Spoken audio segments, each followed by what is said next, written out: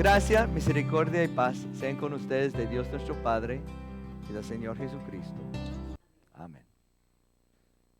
Quisiera comenzar hoy con una historia muy mexicana.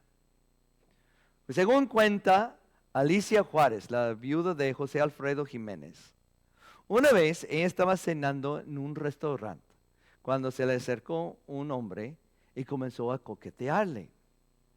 El problema es que José Alfredo estaba viendo desde la ventana y entró en el restaurante bien enojado y le dijo: ya sé que soy un rey sin trono ni reina. Salió enojado y fue a su cantina favorita llamada El Tenampa, donde dicen comenzó a componer una canción. De hecho, más tarde, cuando se le acabó el dinero, el mesero se le acercó y le dijo que estaba bien, que con dinero y sin dinero, su palabra es la ley. Y de esa mezcla de orgullo y de dolor, José Alfredo Jiménez compuso lo que llegó a ser su canción más famosa, llamada El Rey. El Rey es la historia de un hombre quebrado que se aferra a su orgullo, convencido de que él sigue siendo importante. Porque un rey es importante, ¿verdad? Un rey manda. Un rey hace lo que le dé la gana. El problema es que hoy en día nadie ya quiere un rey, ni en su casa, ni en el gobierno.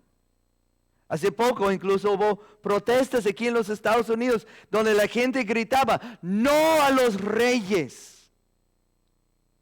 No quieren reyes porque para muchas personas un rey significa abuso, tiranía e imposición. Pero la verdad es que no todos los reyes de la historia han sido malos.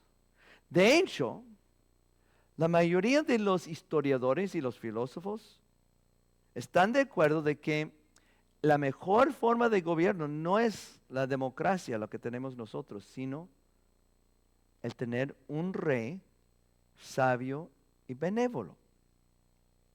El problema es que a través de la historia ha habido muy pocos reyes realmente sabios y benévolos. ¿Por qué? Porque el poder corrompe.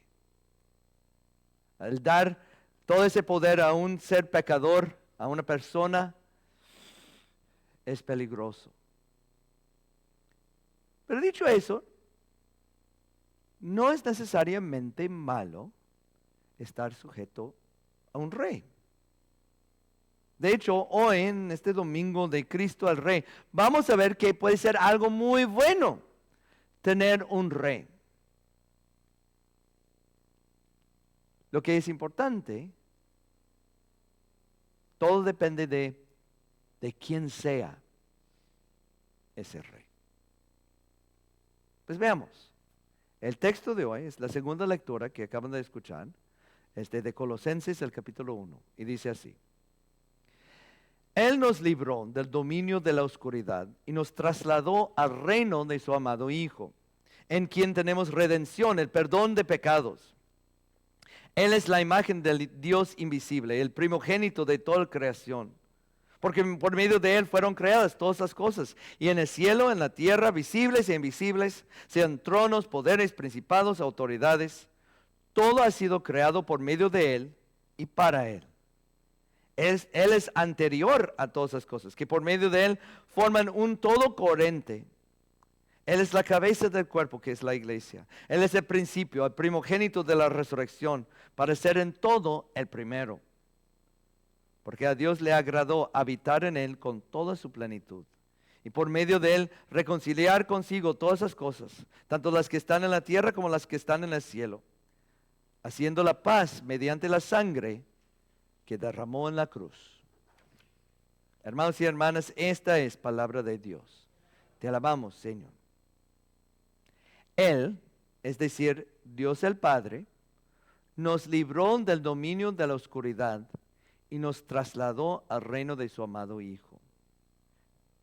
En otras palabras, Dios nos rescató de la dictadura oscura del diablo y nos hizo ciudadanos del reino de su Hijo Jesús. Lo cual quiere decir que Jesús es un rey. Y de nuevo, no siempre es malo estar sujeto a un rey. Todo depende de quién sea ese rey. ¿Y quién es el rey Jesús? Pues dice aquí que Él es Dios. El versículo 15 nos dice que Él es la imagen del Dios invisible. Literalmente dice en el griego que Él es la representación física, la revelación visible del Dios invisible. O sea, Jesús no solo es como Dios, sino que Él es Dios. En el versículo 19 dice que en Él habita toda la plenitud de Dios. O sea, Jesús es completamente, 100% Dios. Pero luego vemos lo que dice en el versículo 15, que Él es el primogénito de toda la creación.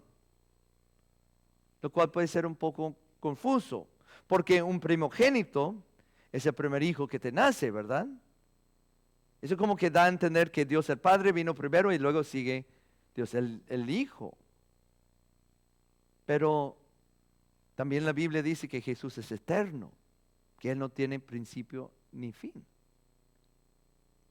Lo que pasa es que cuando la Biblia dice que Dios es Padre e Hijo, no está hablando del tiempo. No está diciendo como, o sea, yo y mi hijo Andy. O sea, yo nací en el año 1973. Y mi hijo nació en el año 2008, mucho después. Pero cuando dice padre e hijo, no está hablando de eso, de tiempo, sino de la relación de padre e hijo. Porque pues los dos son eternos. Cuando el texto de hoy llama a Jesús el primogénito de toda creación, no está hablando de tiempo, sino de su estatus. O sea, así como el hijo primogénito tiene el estatus mayor en la casa, igual, entre todos los hijos de Dios, pues Jesús es el primero, es lo principal, es el más importante. Es el rey de toda la creación. Él es rey sobre todos los presidentes y primer ministros y príncipes de este mundo, sobre todo lo que es visible e invisible. Como confesamos todos los domingos en el credo, cada otro domingo en el credo niceno, decimos que Jesús es Dios de Dios, luz de luz, Dios verdadero de Dios verdadero, engendrado, no creado, de la misma naturaleza que el Padre, por quien todo fue hecho. Jesús es el Rey. Y nuestro Rey es Dios. Recuerden esto en estas semanas antes de la Navidad. Mientras vean a ese niño acostado en un pesebre y a los pastores viniendo a adorarlo y luego los magos trayéndole sus regalos de oro, incienso y mirra.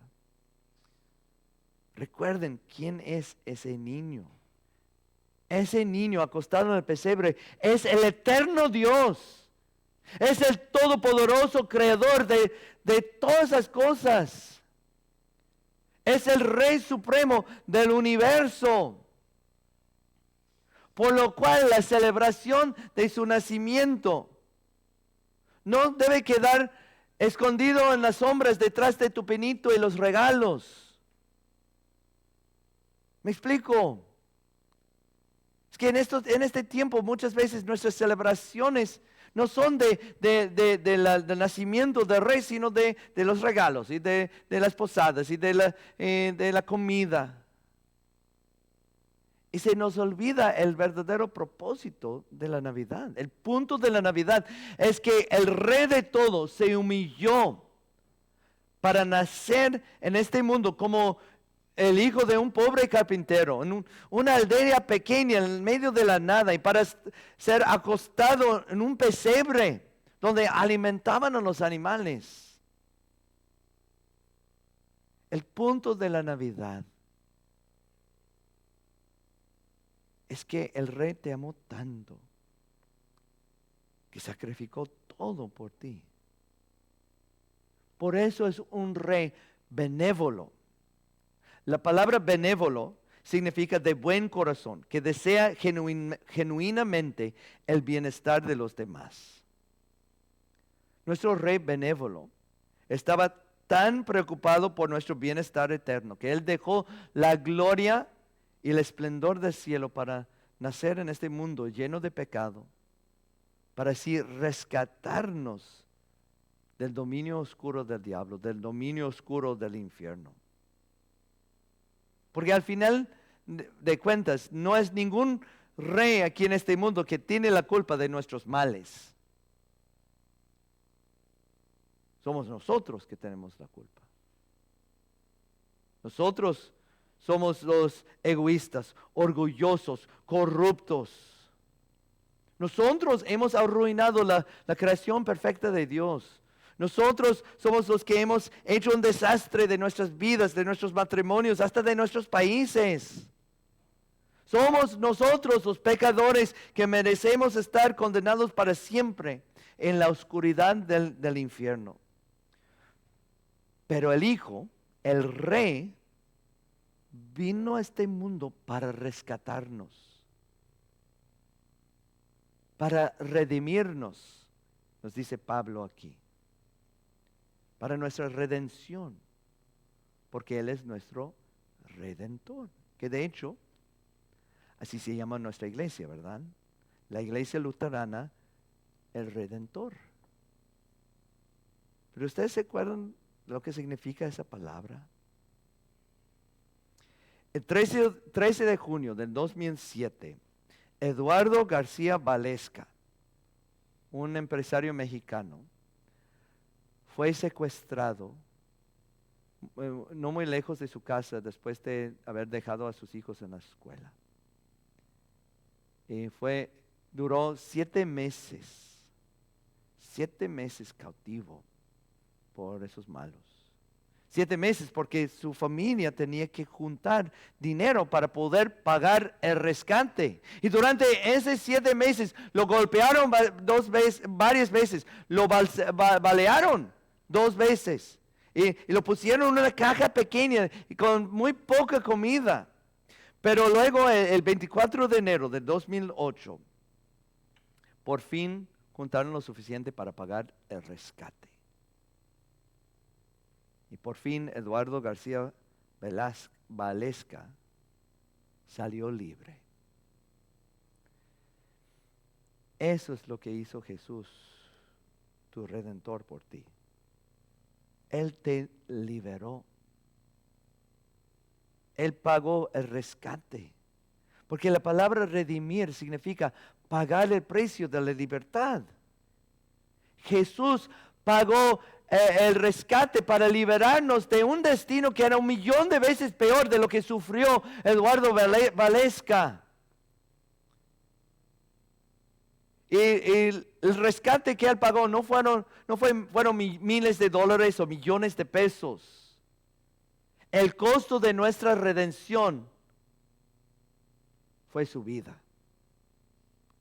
Y Jesús no solo murió ahí en la cruz, no solo sufrió los golpes y los azotes y los espinos y los clavos, sino que aquí en la cruz el Rey se metió en el reino oscuro del diablo por nosotros. Ahí el Rey permitió que Dios el Padre lo castigara por nuestros pecados.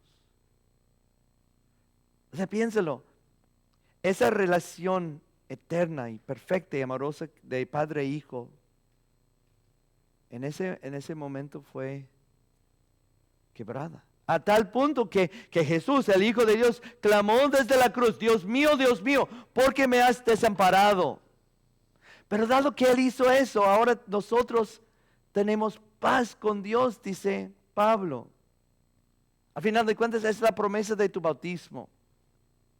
En el bautismo, Dios te promete que te ha lavado de tus pecados y te ha adoptado como sus hijos. O sea, ustedes no solo tienen ciudadanía en el cielo. Ustedes son hijos e hijas del Rey. Todo porque Él murió por ti. Así de benévolo es nuestro Rey. Él murió por sus siervos sucios e indignos, pero no quedó muerto. Como Pablo nos recuerda aquí, él es el primogénito de entre los muertos. O sea, resucitó. Nuestro Rey venció la muerte. No tienes que temer a nada. Ni la muerte, ni cualquier problema en este mundo, ni enfermedades, ni infartos. Porque nuestro Rey está sobre todo. El Dios todopoderoso, el Dios eterno, el Dios benévolo es tu Rey. Y Él promete que va a hacer que todo resulte para nuestro bien. Es que nosotros a menudo no queremos reyes en este mundo porque pensamos en reyes como orgullosos, egoístas, tramposos. Pero no todos los reyes son malos. Tenemos un muy buen rey, el mejor rey. Tenemos un rey perfectamente sabio, perfectamente poderoso, perfectamente amoroso. Así que vivas como alguien que pertenece a un buen rey. Confía en Él aun cuando la vida se ponga oscura. Obedécelo aun cuando sea difícil. Trae todas sus preocupaciones y cargas a Él porque tienes un Rey que está escuchando y te quiere ayudar. Y luego agradécele. Y no solo esta semana con el Día de Acción de Gracias, sino todos los días por rescatarte del dominio de la oscuridad y darte un lugar en su reino de luz y paz. O sea, es entendible que a algunos no les guste la idea de tener un rey. Pero para nosotros no es nada malo. Porque tenemos un buen rey, el mejor rey. Entonces, que nunca te avergüences de llamarlo así. Que cantes con orgullo y felicidad. Él sigue siendo el Rey. Amén. Y ahora la paz de Dios, que sobrepasa todo entendimiento, guardará sus corazones y sus mentes en Cristo Jesús. Amén.